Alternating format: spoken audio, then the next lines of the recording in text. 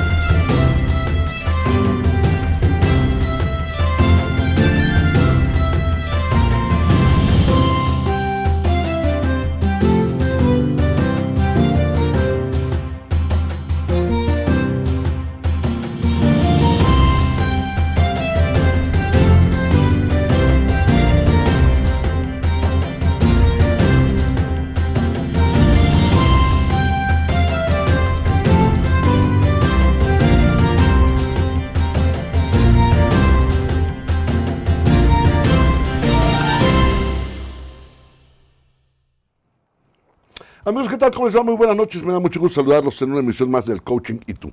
Hoy es miércoles 13 de noviembre de 2019, prácticamente a la mitad del mes de noviembre. Y déjenme decirles que el día de hoy, con especial gusto, vamos a charlar de un tema que de pronto a veces se nos olvida por el ritmo, por la forma, por el mismo desarrollo de la vida misma. Pero es un tema que tiene que ver con hacer una pausa, momento a momento, y entendamos lo que significa el revalorar, el agradecer la dicha de estar vivos. Para esta ocasión, déjenme decirles que estoy lleno de un profundo gozo, porque tengo el placer de estar en la compañía de una amiga queridísima, entrañable, colombiana, que está de visita en México, y no la iba a dejar escapar naturalmente. Y bueno, pues obviamente lo que vamos a platicar es una historia de vida. Va a ser un testimonio de algo que surgió, de algo que vivió y de algo que de alguna manera tuvo que haber marcado su vida. Y lo vamos a ir detallando y desmenuzando poco a poco. Déjenme darle la más cordial bienvenida a mi queridísima y entrañable Isabel Cristina Villarreal. Cris, preciosa, gracias. Gracias por estar aquí, gracias por aceptar la invitación y estarás de acuerdo que es un tema sin duda de una gran trascendencia, de una gran relevancia. Claro que sí. Primero que todo, muchísimas gracias, Carlos. No, por favor. Para mí es un gusto enorme poder estar aquí en tu programa, poderte acompañar, poder estar aquí en México como tal. Y pues la verdad sí es un tema que toca entrañas, es un tema que para nosotros los colombianos fue de tanta trascendencia que obviamente no lo hemos podido olvidar. Hoy estamos cumpliendo justo 34 años de la tragedia de Armero, de la avalancha. Yo creo que es la catástrofe más grande que ha tenido Colombia hasta el momento. Fíjate qué curioso, porque hace 34 años aquí también vivimos la experiencia del primer terremoto el 19 de septiembre. Qué curioso, ¿no? A los 2 meses justo pasó lo de Armero. Prácticamente. Y bueno, evidentemente hablar de ello remueve emociones, remueve sentimientos. Pero poderlo platicar literal con una sobreviviente, porque ya no es la parte testimonial la que vamos a referenciar, sino el hecho de qué ha pasado en la vida de Cris después, porque hay un antes y un después, ¿estás de acuerdo? Totalmente. Es un parteaguas y ciertamente hay sentimientos encontrados, hay emociones que aún siguen aflorando. ¿Qué nos puedes decir de ello, Cris? En breve, lo que fue antes de, si quieres, después nos vamos a lo que fue durante y después a la parte de la reconstrucción humana, personal, material, en fin. Exacto.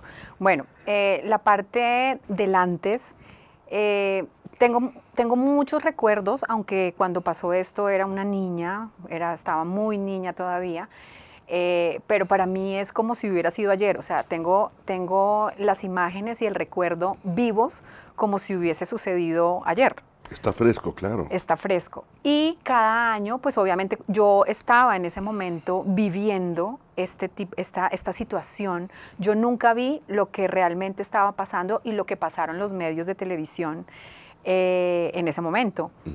Ya cuando fui creciendo y cuando empecé a ver todo el material que recogían los noticieros y los programas de televisión, fue cuando yo pude ver más de lo que yo había vivido, ¿sí me entiendes? Ya tuve como más imágenes visuales de lo que yo había experimentado, más lo que habían vivido otras personas. Entonces fue un encuentro realmente duro, y yo sé que hay una persona de la tragedia de Armero que fue ícono a nivel mundial y fue la imagen de esa tragedia en el mundo, que fue la vivencia de una niña de 13 años que estuvo atrapada durante días y la Defensa Civil y la Cruz Roja no la pudieron salvar, precisamente porque ella estaba atorada. Tú sabes que eso fue una erupción de un volcán, donde hubo un deshielo, donde hubo barro, donde hubo piedras, donde al momento de empezar a secarse... Donde hubo lava, hubo cenizas, hubo material volcánico, material ígneo, y todo esto naturalmente complicó mucho más. Exactamente. La situación propia de rescate. Exacto. Entonces eso, a medida que se iba secando o iban pasando los días, eso se iba endureciendo. Entonces, ¿qué pasó con esa niña? No llegó una motobomba que estaban necesitando para poderla sacar, y eso empezó a endurecerse y empezó a atraparla y a secarse en el fondo donde ella estaba. Entonces, ese fue el motivo por el cual no la pudieron sacar, porque todo el mundo decía, ¿pero por qué no la pudieron sacar? ¿Pero por qué no la podían jalar? Y no era tan fácil, porque no fue tan sencillo, claro. Ella estaba aprisionada abajo con una pared, estaba aprisionada, había un familiar de ella agarrándola por debajo, que murió obviamente, y esto se fue, y obviamente el cuerpo de la persona que estaba abajo agarrándola, que era, creo que una tía, se puso rígido, no lo pudieron sacar. Mejor dicho, la única forma que tocaba para sacarla a ella de ahí era quitarle las piernas. Amputándola, claro, por supuesto. La valentía de esta persona, pues obviamente fue decirle a todos los rescatistas que ella no quería salir incompleta, que ella ya se había resignado a morirse. Y realmente cuando yo vi esas imágenes, porque eran tan impactantes también para mí, porque ella era una compañera de estudio de mi hermana mayor. Entonces, el ver a alguien conocido, el ver a alguien que le está pasando esto, las palabras de aliento que ella le daba a los socorristas, era increíble. Ella los hacía llorar. Todos lloraban alrededor de ella porque eran impotentes de no poderla sacar. Es que incluso fíjate que aún siendo alguien desconocido, en el momento mismo en que estás solidarizándote con su situación, pues creas un lazo empático indisoluble. Sí, claro. Aquí en México ocurrió algo similar con unos bebés de centro médico y de hospital general, que hasta la fecha son icónicos los niños, que lograron salvarse después de varios días de estar bajo los escombros. Entonces, increíble que en medio de la tragedia haya personajes que de alguna manera te devuelven, porque eso es lo que ocurre, te devuelven o te sitúan en el preciso momento de lo que es revalorar la vida. Revalorar la vida, claro. Aunque uno está muy niño, uno entiende muchas cosas, pero lo que yo sí tenía claro en ese momento era que yo quería vivir. Era una niña, Cris, a ver, pero quería vivir. El síndrome de estrés postraumático es lo que estamos platicando ahorita. O sea, la gente de pronto creen que ese tipo de eventos o de padecimientos ocurren solo a los soldados que estuvieron en la guerra. No. Cualquier evento en el que está tu vida en peligro te provoca una condición de un trauma. Sí, claro. ¿Ok? Entonces, si no eres adecuadamente contenido, emocional, psicológica, afectiva, física, etcétera, se crea un síndrome, que ya es una cuestión patológica, que requiere de manos profesionales para poder ayudar a que la gente salga. De pronto son términos que a lo mejor en esos momentos ni tú ni yo conocíamos, pero finalmente los vivimos de alguna manera. Sí. Y lo que es peor, hay algunos eventos que nos hacen recordar lo frágiles que de pronto somos. ¿Qué pasó por tu cabeza en esos momentos, Cris? Pues mira, hay muchas personas que me preguntan si yo en algún momento sentí, siendo así niña, que me iba a morir. Y sí, yo puedo decir que sí. Hubo un momento cuando vi de frente la avalancha, que la pude ver con las luces del carro, porque tú sabes que cuando Armero empezó a destruirse por completo, de 25,000 personas murieron 23,000. Sí, fue una cosa, fue una tragedia literal. Fue una tragedia, solamente nos salvamos 2,000 personas. Cuando yo ya vi la magnitud de la avalancha, vi el lodo, yo en ese momento dije, me morí. O sea, literal, me morí. Era una vaina, o sea, era algo... viste de cerca la muerte. Claro, porque salió por una cuadra, se llevó el auto que iba delante de nosotros y ya venía expandiéndose hacia nosotros. Y en ese momento fue cuando yo dije, hasta aquí llegué. Claro. Mi mamá estaba como encima yo tengo 2 hermanos más, estaba encima de nosotros protegiéndonos así, ella con su cuerpo. Instintivamente. Instintivamente, Claro. íbamos en una camioneta de Loop Destaca y yo pues al ver esto, pues obviamente dije, ¿qué pasó? En ese momento yo creo que hubo un silencio impresionante, pero ya después la gente empezó a reaccionar, cuando ya empezó a extenderse. La gente empezó a pegarle en el capó en el techo del carro al conductor, que retrocediera, que se venía encima. Esto venía lleno de pedazos de casas, de árboles, de autos, de gente saliéndose, un día volvía y salía. O sea, era una cosa impresionante. Y en ese momento él como que reaccionó al vernos a nosotros desesperados, retrocedió, chocó con el carro que iba atrás de nosotros. No sé cómo hizo, no nos preguntes en qué momento él pudo dar la vuelta y empezamos a andar por el andén. Hay situaciones inexplicables. Inexplicables. Y de pronto dices, ¿cómo sucedió esto? ¿Cómo sucedió? Y lo que es peor, ni siquiera alcanzas a crear una verdad histórica, secuencial. Así es. Que tenga lógica y tenga una cronología que tú puedas apuntar de manera detallada. Probablemente te obnubilas, el miedo te paraliza, te enceguece, y lo único que haces es responder al instinto. Así es. ¿Sí? Incluso si tú le preguntas a quien haya hecho esa maniobra, ¿cómo lo hizo? Te puedo asegurar que no tiene ni la menor idea. Que no tiene idea, sí. Obviamente, nosotros le preguntábamos cuando llegamos a la montaña, nosotros le decíamos, bueno, pero ¿y cómo hizo? ¿Por qué siguió por ahí? ¿Por qué cogió para allá? ¿Por qué llegamos a la montaña? Él dice, Claro. no sé. Yo seguí un carro que iba adelante y todo lo que el carro hacía, yo lo hacía. Y así llegamos a la montaña. Sí. Pero él no tenía ni idea para dónde íbamos. Qué fuerte, caray. Y algo que yo le agradezco, pienso muchísimo a Dios, es que nosotros no atropellamos a nadie con el auto. Porque hubo muchas de las personas que murieron en Armero atropelladas por los carros. Claro, porque evidentemente el pánico cunde y la desesperación y la misma cuestión instintiva de supervivencia te expone. Sí. Y evidentemente bajo esa condición es muy complicado. Vamos a hacer algo, Cris. Se nos fue el primer bloque, rapidísimo. Ahora que regresemos, te voy a pedir, por favor, en la medida que te acuerdes y que sé lo que te provoca, que me platiques el durante. Ok. ¿Cómo fue? ¿Cómo lo vivieron? ¿Qué sentías?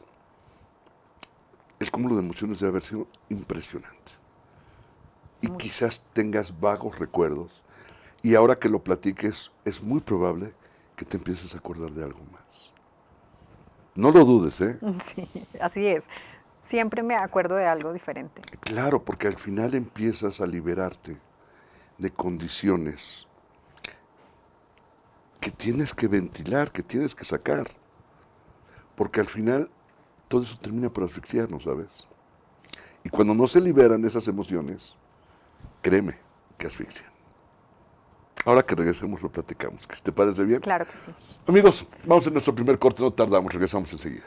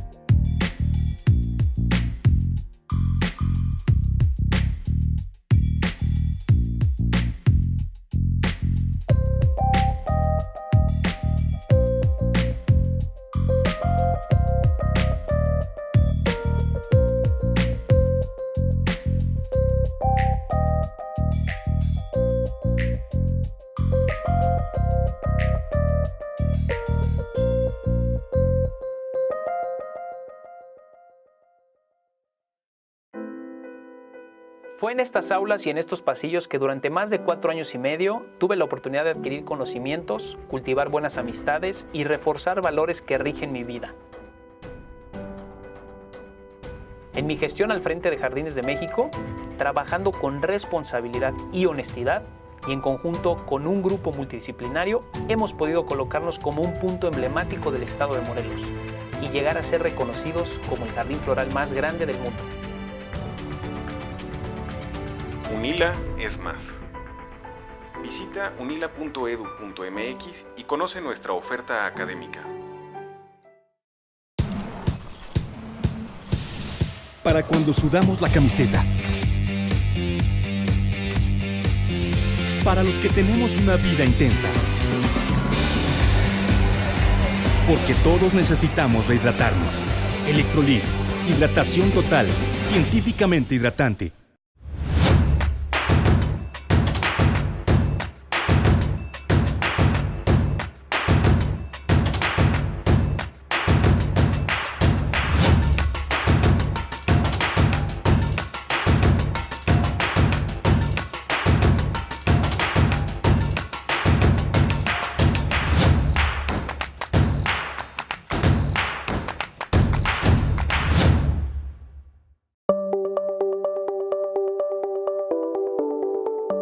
Astele.tv.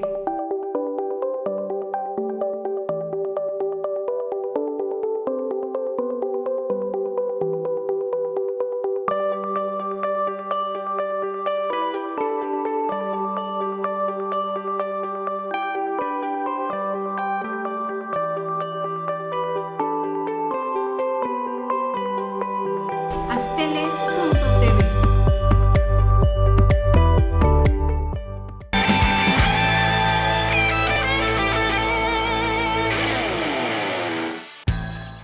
Amigos, muchas gracias, estamos de regreso. Seguimos charlando con Isabel Cristina. Isabel Cristina. No me acostumbro. Para mí es crisis, se acabó. Sí. Es como si yo te digo, yo Carlos Roberto, pues Sí. te acuerdas una vez ¿Quién es Carlos Roberto? Oye, Cris, después de tantos años, evidentemente hay recuerdos y hay situaciones imborrables. Sí. Pero ese durante, ¿cómo se vivió? En general, ¿y cómo lo vives tú, Cris?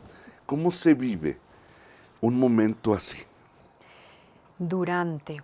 Bueno, al principio como todo era oscuridad, digámoslo así, tú no veías nada. Sí, claro. O sea, estaba pasando todo, pero tú no veías nada porque fue de noche, fue a las 11 de la noche.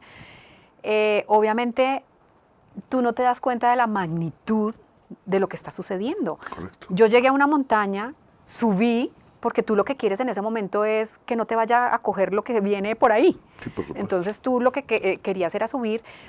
Y yo subí en la montaña, lo que quería estar lo más alto posible en la cima y quedarnos ahí quietitos.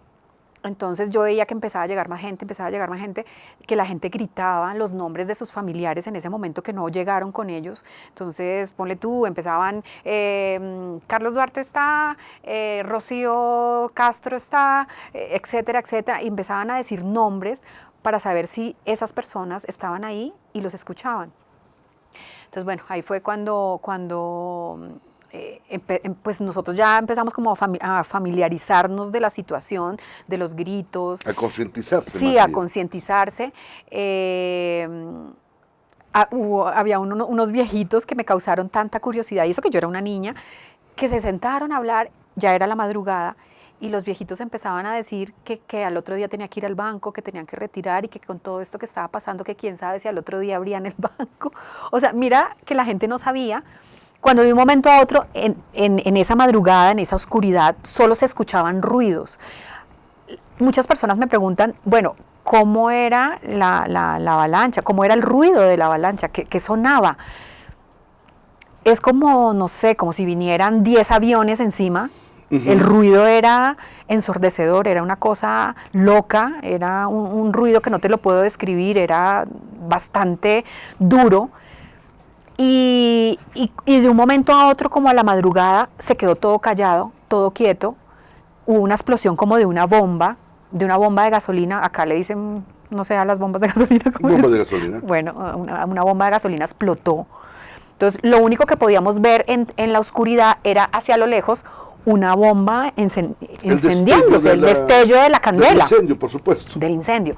Fue lo único que logramos ver. Cuando ya empezó a amanecer, que eran como las 5 de la mañana, que tú sabes que empieza como a aclararse. Perdón, déjame retomar algo, Cris.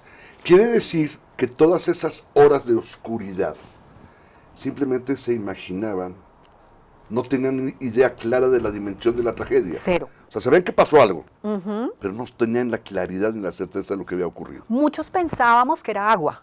Muchos pensábamos que se había desbordado el río, porque es que así nos lo planteó a nosotros el grupo de evacuación de emergencias de Armero. Todos dijeron, no, va a pasar algo, va a haber una avalancha, pero de agua. O sea, todo el mundo pensaba que era el río que se iba a desbordar. Okay. Nunca pensamos que era lodo. Si veíamos una cosa, que era la erupción del volcán. O sea, eso nunca lo llegamos a pensar ni a imaginar. Cuando empezó a aclarar... ¿No hubo destellos durante la erupción ni nada, Cris? No vimos nada. Es que mira, el río Lagunilla, que era el río que nacía en el volcán Nevado del Ruiz, que fue el que erupcionó, el río Lagunilla crecía en la falda de la montaña. Sí. Cuando erupcionó, se vino todo hacia el cauce del río y se empezó a llevar todo, piedras, lo que te digo, lava, todo, etcétera. Es que es una avalancha de verdad. Es una avalancha. Claro. Entonces, piedras gigantescas. Tú no te imaginas una piedra, claro. Era igual de grande una casa, quedó en la mitad de Armero. ¿Cómo sería la fuerza de la avalancha que una piedra tan gigante la pudo mover hasta la mitad de Armero? Y esa piedra habrá matado a mucha gente a su entrada al pueblo. El río hacía esto en el momento de entrar a Armero. O sea, este era Armero, entraba, por aquí era el río, pero había un brazo del río que hacía esto. Entonces, ¿por qué se murió tanta gente? Porque el lodo hizo esto. Claro, los abrazó literalmente. Nos abrazó, no dejó que saliéramos ni para este pueblo ni para este otro. Sí, cerró las rutas de escape. Exacto, por eso murió tanta gente. Empezó a clarear. Empezó a aclarar y entonces empezamos a ver algo plano, gris, así. Inerte. Y todo el mundo no alcanzábamos a ver bien y decíamos, no, eso debe ser la ceniza, porque ese día cayó muchísima ceniza del volcán en Armero que nunca en la vida había caído. Nosotros decíamos, no, eso tiene que ser la ceniza que está sobre los techos de las casas. Otros decían, no, está borrado Armero. Empezaron las conjeturas, la gente empezó a hablar, especulaciones, no sé qué. Cuando ya amaneció, fue que nos dimos cuenta que estaba completamente borrado el pueblo. La gente lloraba, la gente se agarraba a la cabeza, ya empezamos a tener conciencia de lo que había pasado. Las personas que estaban abajo estaban tratando de rescatar las personas que estaban sepultadas y que pudieron ser sacadas, porque hubo mucha gente que se pudo sacar, pero otras que no, que murieron. Entonces lograban sacar los cuerpos ya rígidos. Sí, claro. Entonces habían también en los alrededores muchos muertos. Porque además había elementos que favorecían de alguna manera esa, déjame llamarle, momificación. Momificación, exacto. Y realmente la rigidez no era, digamos, la natural en cuestión de simplemente la postmortem, sino era porque estaban favorecidos por una situación completamente ajena.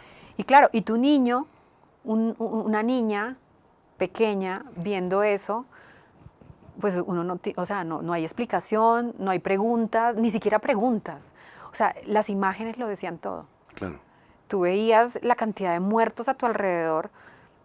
Nosotros oramos un salmo con mi mamá, pues la parte religiosa para nosotros es muy importante. Por supuesto. Y habíamos orado ese día un salmo con ella de rodillas. Y el salmo prácticamente hablaba de todo lo que estaba pasando en ese momento. A mí me parecía increíble porque hay una parte del salmo dice que 1000 caerán muertos a tu izquierda y 10,000 a tu derecha, pero a ti nada te pasará, solamente lo habrás de presenciar. Verás a los malvados recibir su merecido, ya que has hecho del Señor tu refugio y del Altísimo tu lugar de protección. Entonces, estar viviendo eso en ese momento, pues era increíble, la verdad. Mucha gente herida, mucha gente lastimada, y ver que tú no tenías ni un rasguño, porque es que nosotros quedamos sin un rasguño, nosotros estábamos completamente enteros, y tú veías a tu alrededor gente con una oreja colgando, con un ojo por fuera. Sí, mutilados, lastimados, cercenados, cortados, sin claro. pierna. O sea, ¿y tú bien? Entonces, era de valorar, era de darle gracias a Dios por lo que estabas viviendo, porque había mucha gente sufriendo, que estabas completa, porque con tu familia. Nosotros estábamos ese día únicamente con mi mamá y mis hermanos, porque mi papá estaba en Ibagué, que es, es la ciudad cercana a Armero. Él estaba en la finca, él es médico veterinario zootecnista, y él se había ido el día anterior. Okay. Imagínate el sufrimiento de él al saber. La angustia, por supuesto. La angustia, él dormía con la radio prendida y no, se dio cuenta. La incertidumbre, bueno, es espantosa. Él se dio cuenta a las 5 de la mañana que empezaron a dar las primeras noticias que Armero, parece que Armero se acabó, parece que Armero tal cosa. Y él estaba en la finca, él corrió a irse de una vez para la ciudad a averiguar de verdad qué era lo que estaba pasando. Porque es que además estás hablando, Cris, de una época en la que las comunicaciones, bueno, no eran lo que son ahora. No, para nada. Era... mucha especulación. Y todo era de rumores. De rumores. La raza humana tenemos la facultad de desarrollar la rumorología sí. con una facilidad impresionante y sacamos conclusiones muy rápidas en base a percepciones. Así es. Entonces esa es nuestra verdad y la transmitimos, pero a quien la transmitimos la platica de acuerdo a su verdad, bla, bla, bla. Y de pronto no sabes qué creer y qué no creer. Evidentemente la comunicación era muy complicada, allá como lo fue aquí. Muy difusa, muy... No, además que sobrevuela una avioneta para mirar la magnitud. Mandan una avioneta que sobrevuele a ver qué pasó. Claro, vaya, pero infórmenos. Son situaciones que a cualquier gobierno, y déjame ponerlo en ese sentido del contexto político, los va a rebasar. Sí. No hay un solo gobierno en el mundo que esté preparado para algo así. O sea, cuando la naturaleza dice se acabó, y se acabó. Te pasa la factura. Esa es la realidad de las cosas. ¿Qué imágenes tienes así como flashazos, Cris, que te hayan dejado ese impacto? La gente herida. Okay. Gente conocida, mutilada. Correcto. Porque alcanzamos a ver gente así, muertos, la cantidad. Yo nunca había visto tanto muerto en mi vida. ¿Cómo asimilaste ese impacto? Muy duro. Yo veía la avioneta que te digo que fue la que sobrevoló, además que sobrevoló altísima. O sea, él va y sobrevuela, no bajó, lo hacía desde muy alto, pues obviamente él no vio ningún sobreviviente. Y esa fue la primera noticia que dio. No hubo sobrevivientes en Armero, todo mundo murió. De acuerdo. Entonces, nadie estaba vivo. Ese fue el primer reporte, obviamente todo el mundo quedó en shock, pero ya cuando empezaron a mandar helicópteros de la Defensa Civil, helicópteros de la policía, helicópteros que sobrevolaron más abajo, más cerca, por más supuesto. cerca, se dieron cuenta que sí habían sobrevivientes y que había mucha gente que se había salvado en la montaña. Los flash que yo veo, porque a mí me tocó algo que yo digo fue terrible, y es tener que casi pisar los muertos para poder pasar de un lado a otro. Es que, bueno, finalmente no había otra, Cris. No había Yo otra. entiendo la parte espiritual, religiosa, en fin, yo puedo entender muy bien, pero finalmente no había otra. No había otra. Ver tu gente en los árboles, su vida toda llena de lodo gris, que no se te veía ni siquiera la cara, y ayudándolos a bajar de los árboles, las mismas vacas que habían por ahí, también habían muchas que tú escuchabas que estaban enterradas, pero ya no se veían, se estaban muriendo. Ver tanta destrucción, ver tanto niño solo. En ese momento sin su empezaste familia. a cobrar dimensión, de acuerdo a lo que tenías en ese momento de conciencia, de lo que era una verdadera tragedia. Que era una verdadera tragedia. Y yo me sentía pues afortunada porque estaba con mi mamá, pero mi mamá es muy nerviosa, ¿no? Okay. Y ella siempre decía, bueno, nos quedamos aquí hasta que nos salven los helicópteros. De acuerdo. Yo, siendo una niña, yo me acuerdo que yo le decía a mi mamá, yo la miraba y yo le decía, ¿tú piensas? O sea, los helicópteros estaban salvando a la gente que estaba metida dentro del lodo, que estaba hasta acá, que no podía casi ni respirar. Entonces, con cuerdas las lanzaban para que las personas se agarraran y poderlas sacar del lodo y llevarlas a un sitio seguro, salvo. Y yo le decía a mi mamá, ¿tú sabes cuánta gente hay enterrada que toca sacarla? Que le urge más. Por supuesto. Yo le dije, aquí no nos van a sacar, quién sabe en cuántos días.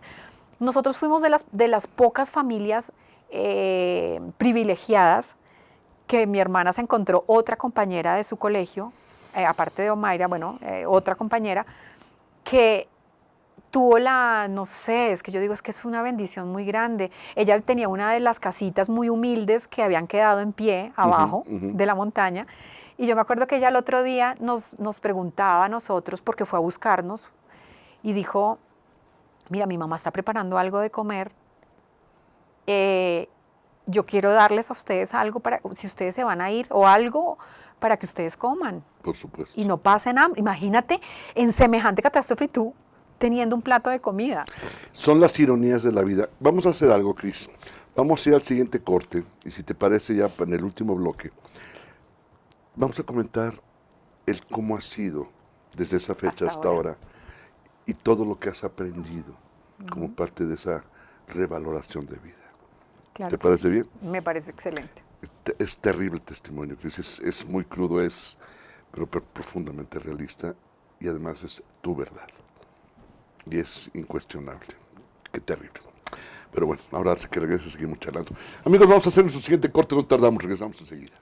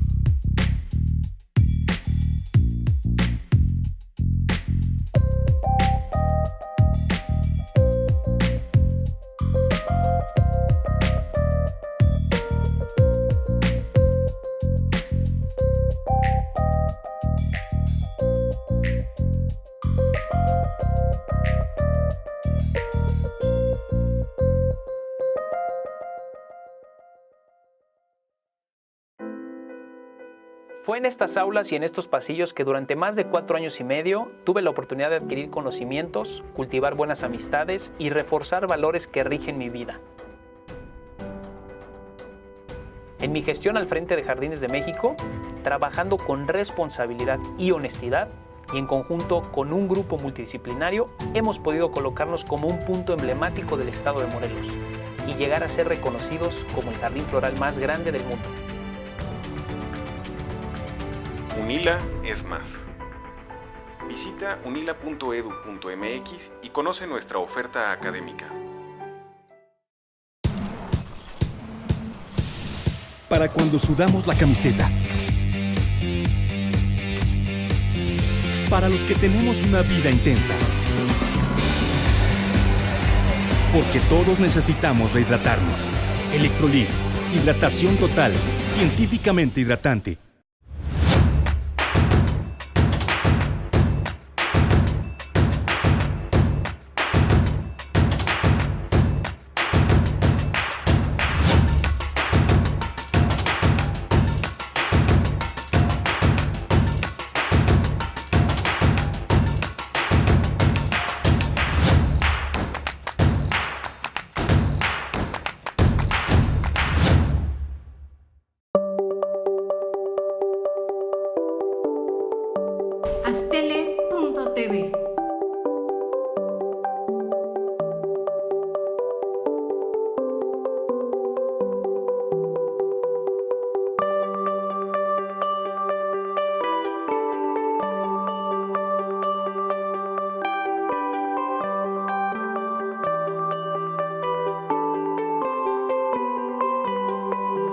Mastele.tv.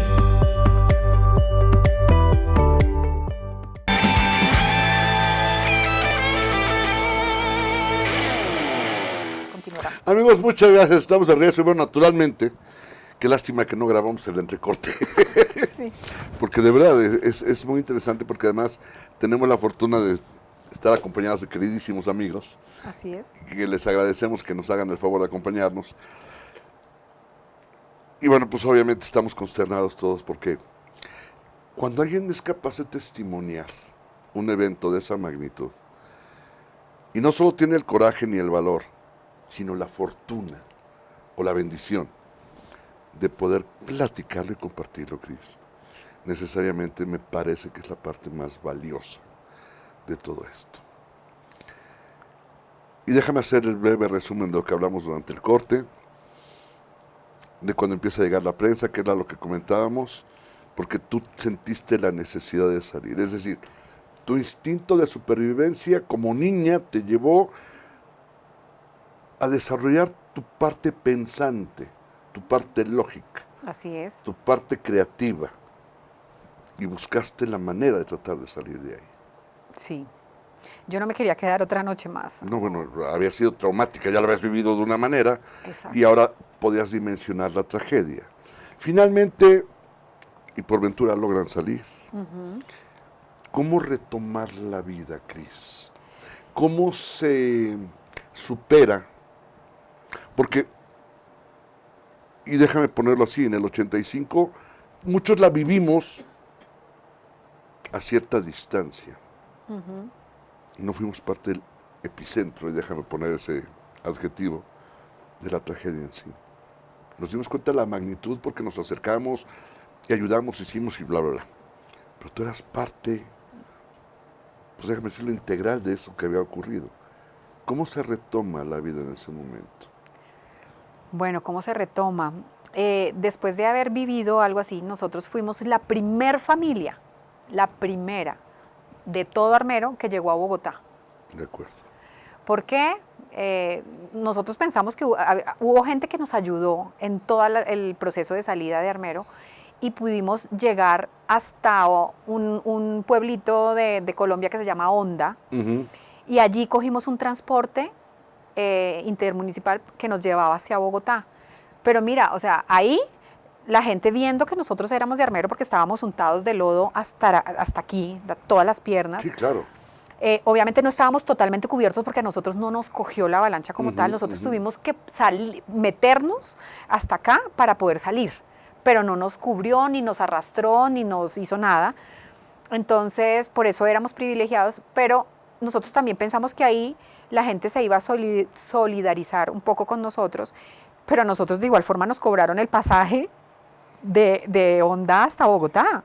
Nosotros tuvimos que pagar. O sea, mi mamá sacó, no sé por qué, nosotros las mujeres con la cartera, Claro. ella logró sacar su cartera en plena avalancha. Ella logró sellar con llave la puerta de la casa de nosotros antes de salir. Mi mamá tuvo todo ese tiempo para hacer todo.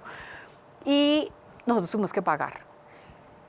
Bueno, no debió haber sido, pero pasó, y llegamos al terminal de Bogotá, y cuando la gente empezó a vernos, se dieron cuenta que nosotros éramos de Armero. Claro. Y ahí empezó una solidaridad completa con nosotros. Ustedes son de Armero, empezaron a preguntarnos, ustedes deben de tener hambre, no sé qué, vengan, les vamos a ofrecer algo de comer, coman los niños, no sé qué. Pues éramos 3 niños, mis 2 hermanos y yo, mi mamá, nos dieron de comer todo el mundo, se portaron divinos, hasta que nosotros llamamos a la familia y nos vinieron a recoger. Entonces, mi después de todo eso, gracias a toda esta avalancha, al haber sido entrevistada, porque nosotros llegamos y ya empezaron a venir las cámaras a entrevistarnos, porque éramos la primera familia de Armero que llegaba a Bogotá. Bueno, era noticia, perdón. Éramos la noticia del momento, nosotros salimos en todos los medios. Yo tuve la posibilidad desde niña ser entrevistada en ese momento a raíz de eso. Y la solidaridad de la gente. Nosotros en una hora teníamos una casa repleta de ropa, de zapatos, de todo lo que necesitábamos cada uno de nosotros, mis hermanos, mi mamá y yo. Teníamos un techo, comida, bueno, de todo. Y de ahí yo decidí ser la periodista que soy ahora, Claro. la presentadora que soy ahora, y para mí es un orgullo grandísimo porque me ha dado muchas satisfacciones mi profesión.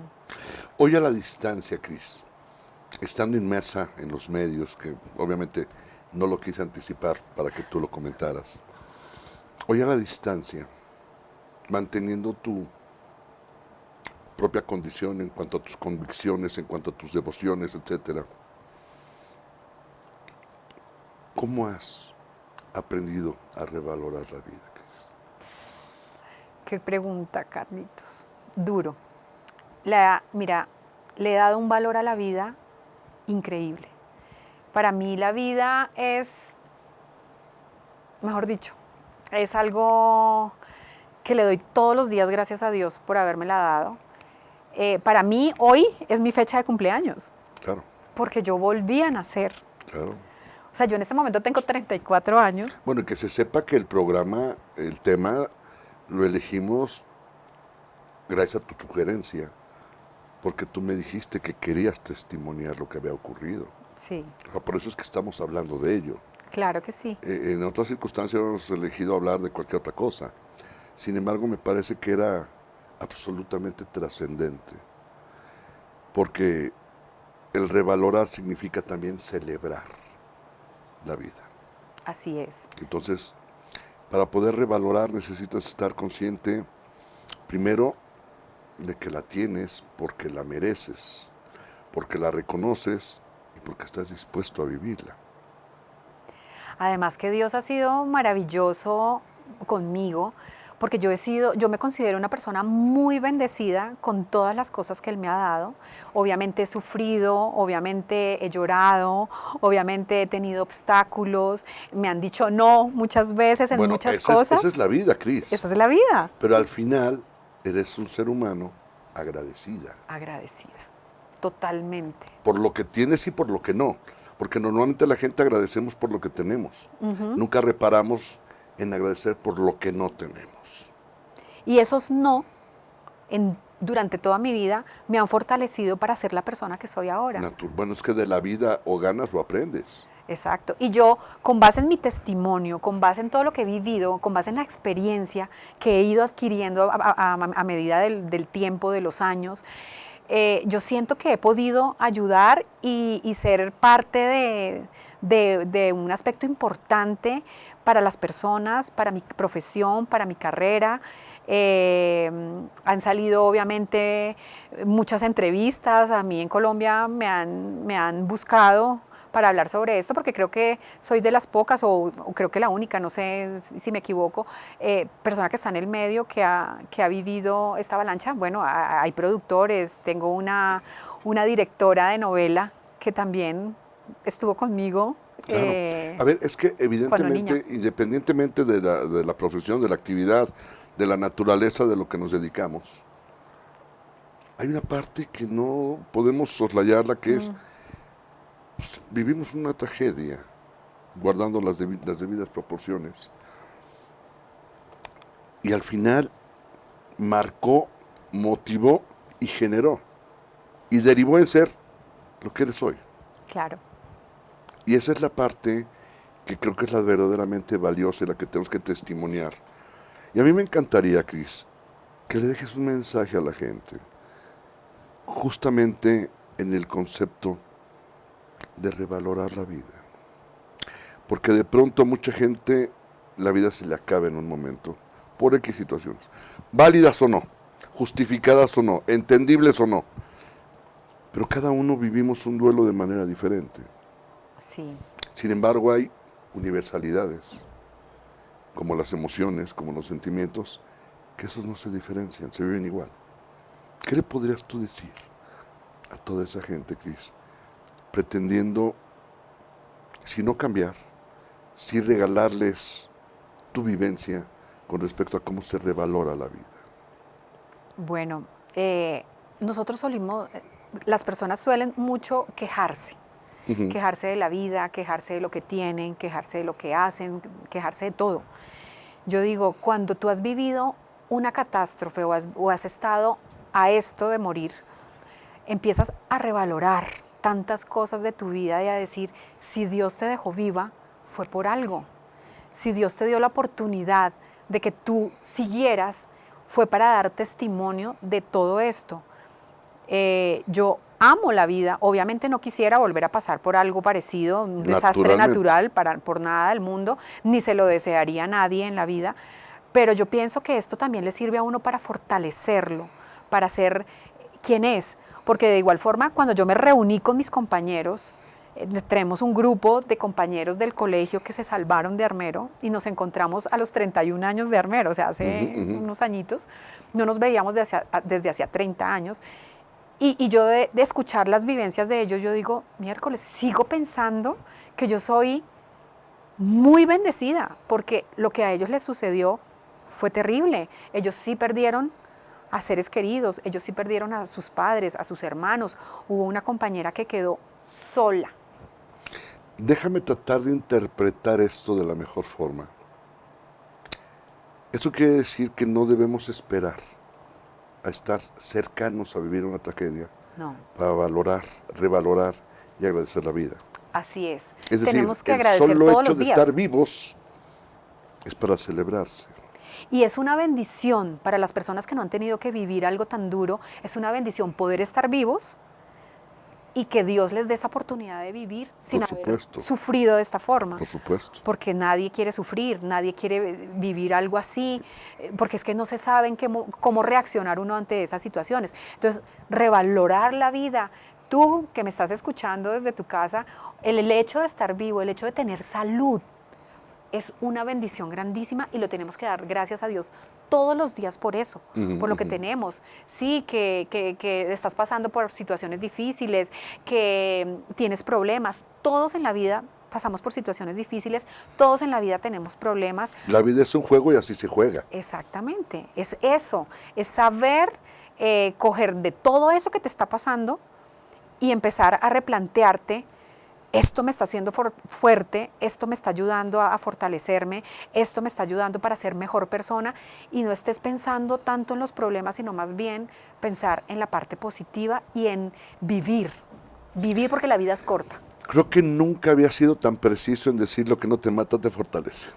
Sí, así es. Porque esto es una condición absolutamente verídica. Por eso testimoniarla de esta manera me parece que es, además de fuerte, y veo que te has simbrado mucho, Cris, porque te ha provocado situaciones, es obvio que el mensaje que tú tienes se traduce en tu forma, estilo y calidad de vida. Así es. Es decir, te has convertido en un ser congruente, en un ser coherente y evidentemente en alguien mucho más sensible ante situaciones como esta. Independientemente, insisto, de la naturaleza de nuestras actividades. Así es. Y todas las cosas que pasan en el mundo a mí me tocan. Yo soy periodista, he tenido que cubrir muchas noticias, trabajé para RCN Televisión, noticiero muy reconocido en Colombia, y me tocó cubrir mucha noticia dura y dolorosa. O sea, más que nadie, ¿quién más que yo que vivió algo así para saber el sufrimiento de las personas que están viviendo en el momento de yo cubrir una noticia? Entonces es bien complicado. Yo siento que eso es parte de lo bonito de mi profesión. ¿Cómo superar el enfrentar esa situación, Cris? Porque evidentemente te tiene que choquear, te tiene que cimbrar cuando tengas que cubrir eso. ¿Cómo sobrepones la parte profesional a la parte personal? Las dos son emociones. Son emociones. ¿Cómo las sobrepones? Es duro. La verdad es duro. Eso es absolutamente verídico. Sí, bueno, trato de recordar mi experiencia, de fortalecerme más, porque yo digo, esto fue lo que me fortaleció, y fortalecer a las personas que están viviendo eso. Antes de yo hacer una entrevista, siempre hablo con la persona detrás de cámara para darle algo de aliento, fortalecerlo y decirle, mira, yo también pasé por algo, te entiendo. Claro, porque no vas en la búsqueda del amarillismo. Exacto. Vas en busca de la nota a tratar de transmitir la experiencia y la vivencia de la gente. Exacto. Y así ya después entro a hacer la entrevista como tal, a cubrir el hecho y a sacarlo al aire. Solo una vez no lo pude hacer porque fue el cubrimiento de una bomba en una estación de policía donde todos murieron. Qué fuerte. Que fue llegar, con decirte que el director del noticiero no quería dejar que yo fuera a cubrir esa nota, pero yo era la periodista más cercana al lugar. Ok. Entonces estaba la inmediatez y él me decía, no, pero es que yo quiero que la haga un hombre, yo quiero que no, yo le decía, yo la puedo hacer, estoy cerca, yo la puedo hacer. Y llegué allá al lugar. Mira, yo creo que ese fue el momento para mí más impactante de la vida, porque vi pedazos de personas, no vi las personas. Me lo puedo imaginar. Cris, yo quiero agradecerte 3 cosas. Primero, por el testimonio que nos has regalado. Creo que es invaluable. Segundo, lo has compartido desde la parte más hermosa del sentimiento que se llama desde el amor, porque lo has compartido así. Y tercera, gracias por dejarme platicarlo contigo y compartirlo contigo. Yo creo que a la gente le va a encantar, la gente te lo va a agradecer, y si pudiera destacar algo, déjenme decirles que tengo el privilegio de conocer personalmente a Cris, y todo lo que hemos platicado naturalmente es exactamente como es ella, y eso es algo que yo te quiero agradecer infinitamente. Espero que pronto tengamos posibilidad de volver a charlar, Cris. Pero por supuesto. De algún otro tema, porque evidentemente creo que si algo nos sobra es temas para charlar. Así es. Y ya tendremos oportunidad de seguir compartiendo. De verdad, gracias con todo mi corazón, Cris. A ti muchísimas gracias por invitarme. De verdad que estoy muy halagada de estar hoy aquí contigo, con ustedes, de poderles compartir esto que para mí es maravilloso. Ni lo menciones, si alguien se siente afortunado en ese sentido soy yo, y profundamente agradecido. Entonces, gracias, Cris, ha sido un testimonio increíble que seguramente muchos lo vamos a seguir celebrando. Amigos, muchísimas gracias. Estarán de acuerdo conmigo que ha sido un programa Emotivo. fuerte, un programa, déjame decir, no, yo creo que rebasa la parte emotiva. Es un programa que a todos de alguna manera nos ha tocado fibras que en algún momento nos pueden hacer recapacitar y revalorar a tiempo la vida cuando la tenemos. Así es. Pásenla bien, nos vemos la próxima semana. Hasta entonces. Astele.tv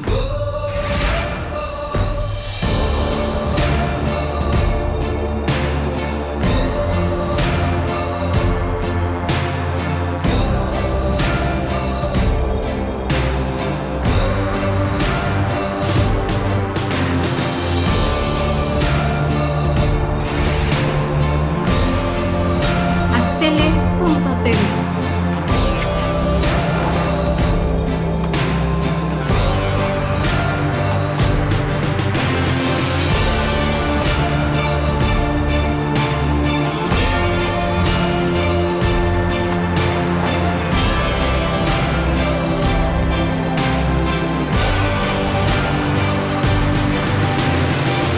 Astele.tv